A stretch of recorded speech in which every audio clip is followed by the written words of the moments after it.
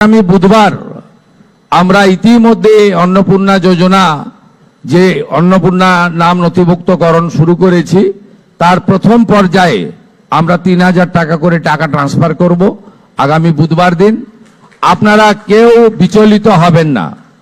প্রত্যেকের বাড়িতে যারা ফর্ম ফিল আপ করতে পারবেন না তাদের প্রত্যেকের বাড়িতে আমাদের পক্ষ থেকে লোকেরা যাবে। আমাদের লোকেরা গিয়ে আপনাদের ফর্ম ফিল আপ করে আনবে। এতটুকু বিচলিত হবেন না, বিভ্রান্ত হবেন না, গুজবে কান দেবেন না। কারণ আমরা চাই প্রকৃত প্রাপকদের হাতে এই অর্থ পৌঁছাক। আমরা চাই না কোনো অভারতীয়র অ্যাকাউন্টে এই টাকা যাক। আমরা চাই না যে পুরুষদের অ্যাকাউন্টে মহিলাদের এই কর্মসূচির টাকা যাক। ইতিমধ্যে রাজ্যের বহু জায়গা থেকে অবৈধভাবে পুরুষরা যারা লক্ষ্মীর ভান্ডার পাচ্ছিলেন গ্রেপ্তার হয়েছেন।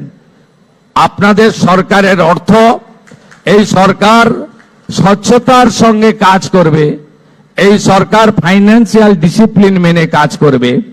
পশ্চিমবাংলায় যারা প্রকৃত প্রাপক তাদের প্রত্যেককে চিহ্নিত করে খুঁজে বের করে তাদের কাছে মাননীয় প্রধানমন্ত্রীর দেওয়া, আমাদের দেওয়া সংকল্পপত্রের প্রত্যেকটা বাক্য শব্দ পূরণ করার দায়িত্ব আপনাদের সরকারের। আপনাদের সকলকে অভিনন্দন জানিয়ে আমাদের রাজ্যসভার সাংসদ বলেছেন এতদিন ধরে দলের সরকার চলতো।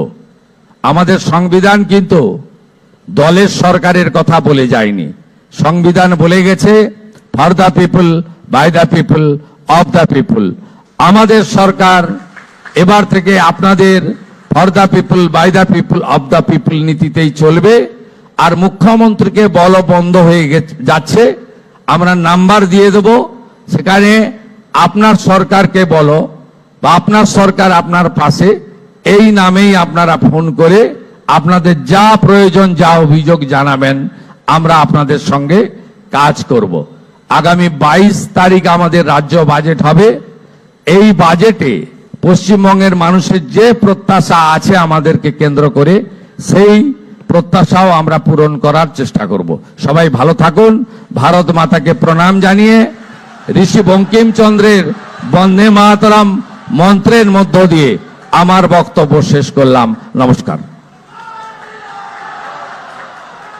অসংখ্য ধন্যবাদ।